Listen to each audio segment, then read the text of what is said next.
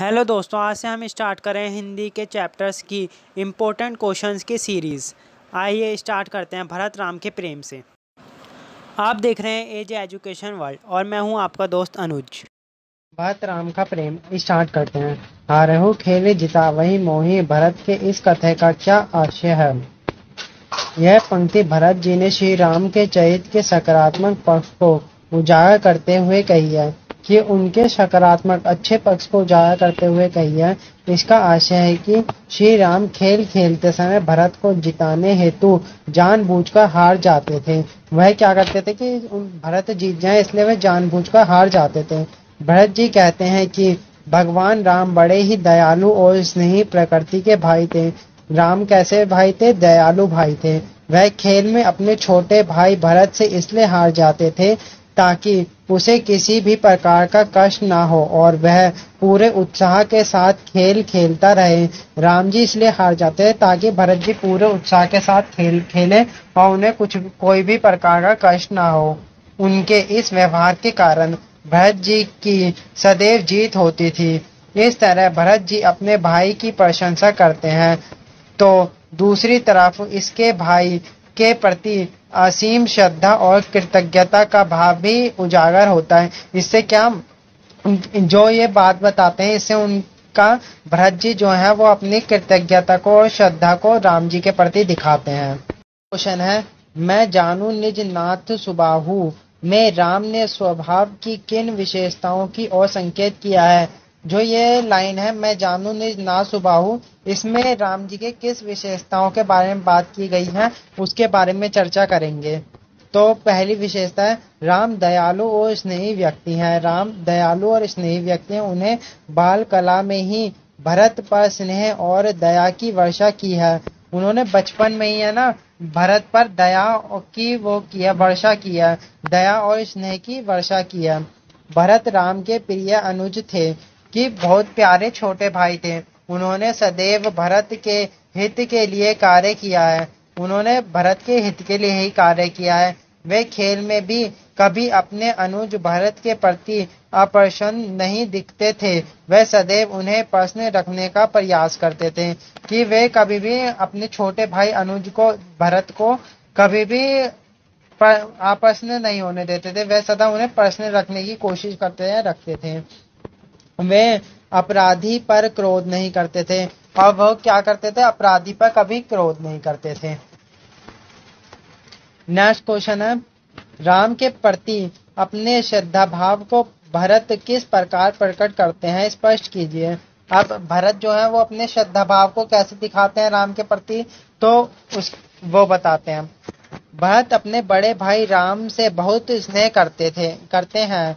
वे स्वयं को अपने बड़े भाई राम का अनुचर मानते हैं। वो क्या मानते हैं? अपने आप को अनुचर, जो उनका कहना मानता है या उनकी सेवा करता है, वे ऐसा मानते हैं भरत अपने आप को और उन्हें भगवान की तरह पूजा करते हैं। और राम की भरत क्या करते हैं? भगवान की तरह पूजा करते हैं। वन में जब वे भाई से मिलने जाते हैं तो उनके सामने खड़े होकर वे प्रसन्नता से फूले नहीं समाते कि जब वो वन में मिलने जाते हैं ना तो इतने प्रसन्न हो जाते हैं कि उनकी जो खुशी का है ना कोई भाव ही नहीं रहता, कितने खुश हो जाते हैं, मतलब कि भाव विभोर हो जाते हैं। वो अतुल्य खुशी मिल जाती है।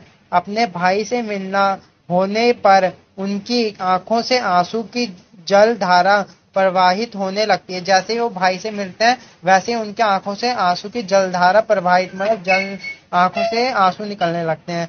अपने भाई को अपना स्वामी कहकर वह अपनी इच्छा प्रकट करते हैं। भाई की विशेषताओं का बखान करके वे अपनी श्रद्धा व्यक्त करते हैं और आशा करते हैं कि भाई के दर्शन प्राप्त होने के बाद सब अच्छा ही होगा।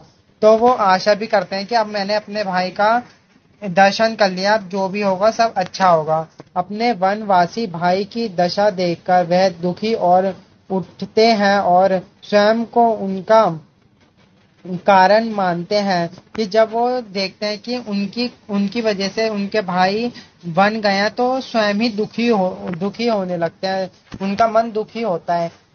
उनकी यही अधीरता और अपने बड़े भाई के प्रति अपना श्रद्धा का परिचायक है कि यही उनकी अधीरता क्या है, उनके श्रद्धा दिखाती है अपने बड़े भाई के प्रति। नेक्स्ट क्वेश्चन है, माही सकल अनरत कर मूला पंक्ति द्वारा भरत के विचारों भावों का स्पष्टीकरण कीजिए। कि ये जो लाइन दे रखी है मही सकल रथ कर मूला, इसमें भरत की जो विचार भावों का को प्रकट करना है कि इसमें कैसे विचार भाव उत्पन्न हो रहे हैं भरत के। प्रस्तुत पंक्ति में भरत स्वयं के प्रति अपना दृष्टिकोण अभिव्यक्त करते हैं। भरत मानते हैं कि इस पृथ्वी में जितना भी अनर्थ हो रहा है वे इन सब के मूल है। कि जितना भी अनर्थ हो रहा है ना, भरत अपने आप को इन सब का मूल मान रहे हैं, अर्थात उनके कारण ये सब घटनाएं घट रही हैं। कौन सी घटनाएं? जिसके कारण उनके पिता की मृत्यु हो गई, राम वन गमन चले गए, ये भरत के कारण हो रहा है। भरत ऐसा समझ रहे हैं अपने आप को। इस प्रकार वे स्वयं को दोषी मानते हुए दुखी हो रहे हैं। ऐसा प्रतीत होता है मानो वे अपराध बोध के नीचे दबे हुए हैं, जिसका बोझ उन्हें असाधारण दुख से रखा है। कि इससे वो है ना, ऐसा मान रहे कि वो बहुत बड़े बोझ के नीचे दब गए हैं, जिससे उनका जो मन है वो असाधारण दुख से दुखी हो रहा है। इसके मन में, उनके मन में किसी के लिए भी बैरभाव तथा कुलषित भावना विद्यमान नहीं है। जो हुआ है वे स्वयं हो को इस सब का जिम्मेदार मानते हुए माता कैकेयी को कहे कटु शब्दों के लिए भी दुख प्रकट करते हैं। उन्होंने जो माता कैकेयी को कटु शब्द बोले, इसके लिए भी वो अपना दुख प्रकट कर रहे हैं कि ये मैंने गलती किया है, जो भी हो रहा है वो मेरी वजह से हो रहा है। भरत ये समझते हैं। इससे पता चलता है कि भरत सच्चे क्षमाशील और हृदय व्यक्ति हैं। इससे पता चलता है कि भरत कैसे व्यक्ति हैं। एक तो क्षमाशील है और बहुत ही कोमल हृदय के व्यक्ति हैं। हृदय मतलब होता है कोमल हृदय के व्यक्ति हैं। नेक्स्ट क्वेश्चन है, फरई की कोदव बाली सुशाली मुकुता परसव की संबुक काली पंक्ति के पीछे भाव और शिल्प सौंदर्य को स्पष्ट किया। अब इसके भाव और शिल्प सौंदर्य को स्पष्ट करना। पंक्ति के भाव सौंदर्य। प्रस्तुत पंक्ति में भाव है कि जिस प्रकार मोटे चावल की बाली में उत्तम चावल नहीं उगता, कि जिस प्रकार अगर मोटे धान की बाली होगी तो उसमें उत्तम चावल नहीं उगेगा, तो तालाब में मिलने वाले काले घोंगे मोती उत्पन्न नहीं कर सकते। जो तालाब में काले घोंगे मिलते हैं ना, वो कभी मोती उत्पन्न नहीं कर सकते। मोती देने वाला सीप ही मोती उत्पन्न कर सकता है। वैसे ही यदि मैं अपनी माँ पर कलंक लगाऊं और स्वयं को साधु बताऊं तो यह संभव नहीं है। सासा मैं कहा मैं कैकेयी का पुत्र ही जाऊंगा। कि अगर मैं अपनी माँ पे, वो कहते हैं, भरत कहते हैं, अगर मैं अपनी माँ पे कलंक लगाऊं तो इसमें और अपने आप को साधु बताऊं तो ये गलत होगा, क्योंकि मैं कैकेयी का पुत्र ही कहलाऊंगा। तो अगर मेरी माँ में दोष है तो भरत कहते हैं कि मुझ में भी कहीं ना कहीं दोष होगा। शिल्प सौंदर्य। इसका शिल्प सौंदर्य क्या है? तुलसीदास ने अवधी भाषा का प्रयोग किया है। यह चौपाई छंद में लिखा गया है। भाषा प्रवाहमयी है। इसकी शैली गेय है। कि कोदव अनुप्रास अलंकार का उदाहरण है। कि कोदव क्या है? अनुप्रास अलंकार का उदाहरण है। अब इसी का जो सेकंड पार्ट है वो पद है, तो पद के इंपॉर्टेंट क्वेश्चन बता रहे हैं। अब राम के वन गमन के बाद उनकी वस्तुओं को देखकर माँ कौशल्या कैसे अनुभव करती हैं, अपने शब्दों में स्पष्ट कीजिए। अब जब राम जी वन को चले गए तो उनकी वस्तुओं को देखकर माँ कौशल्या को कैसा अनुभव होता है उसके बारे में हमें बताना है।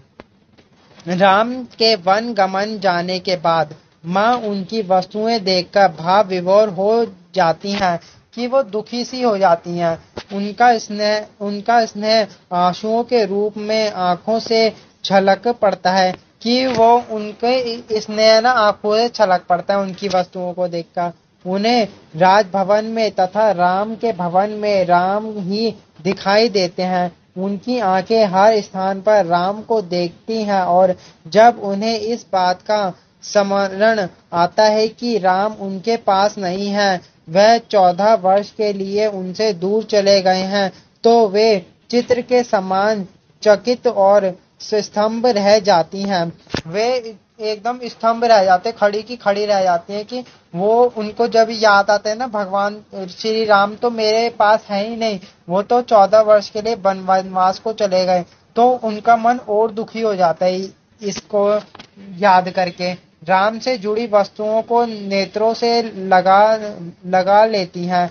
वो राम की जुड़ी वस्तुओं को है ना अपने पास से हृदय से लगा लेती हैं। वह इनकी व्याकुलता हो जाती है कि उन्हें स्वयं की भी सुध नहीं रहती, कि वो इतनी व्याकुल हो जाती कि उन्हें स्वयं की भी सुध नहीं रहती। पुत्र के कष्टों का भान करते हुए वे और भी दुखी हो जाती हैं और वो पुत्र के कष्टों को याद करते हुए और भी दुखी हो जाते हैं कि मेरा राम कैसा रह रहा होगा, वन में क्या कर रहा होगा, तो वो और भी दुखी हो जाती हैं। नेक्स्ट क्वेश्चन है, रही चकित चित्रलिखी सी पंक्ति का मर्म अपने शब्दों में स्पष्ट कीजिए। अब ये जो पंक्ति देखिए, इसका मर्म स्पष्ट करना है। इस पंक्ति में पुत्र वियोगिनी माता का दुख दृष्टि गोचर होता है कि इसमें जो पुत्र वियोग में माता कैकेयी है, अपने पुत्र वियोग में जो उनको दुख हो रहा है उसके बारे में बताया गया है। माता कौशल्या राम से हुई विषय वियोग के कारण दुखी और आहत हैं कि वो जो कोई माता कौशल्या है, राम से जो वियोग हुआ है उनका, उसके लिए बहुत दुखी हैं। वे राम की वस्तुओं को देखकर स्वयं को बहलाने का प्रयास करती हैं। उनका दुख कम होने के स्थान पर बढ़ता चला जाता है, परंतु जब राम के वनवासी जीवन का स्मरण करती हैं तो हैरानी से भरी हुई चित्र के समान स्थिर हो जाती हैं। जैसे चित्र में बनाई स्त्री के मुख तथा शरीर में किसी तरह का हाव भाव विद्यमान नहीं होता, वैसे ही राम की दुखद अवस्था का भाव करते माता कौशल्या चकित तथा स्तंभ अवस्था में होने के कारण हिलती भी नहीं है, कि वो इतनी चकित हो जाती हैं कि वो जैसे एक चित्र में किसी स्त्री का चित्र हो, उसमें जो स्त्री खड़ी हो उसमें कोई भी भाव नहीं दिखता ना, वो ऐसी हो जाती हैं बिना भाव के। उनको अब उनके पुत्र का इतना दुख होता है कि उनको देखकर ऐसा लगता है जैसे उनमें कोई अब भाव ही नहीं बचा, कोई स्नेह। वो अपने राम की वस्तुओं को देखकर इतना स्नेह करती हैं, इतना दुखी होते हैं कि उन्हें कुछ स्वभाव वो ही नहीं रहता, सिमरन ही नहीं रहता कि क्या चल रहा है आसपास। अगर आपको ये सीरीज अच्छी लगे तो हमारे चैनल को लाइक, सब्सक्राइब और शेयर करना ना भूलें, और इस वीडियो ऐसी वीडियो को डेली देखने के लिए हमारे चैनल पे ज़रूर सब्सक्राइब करें।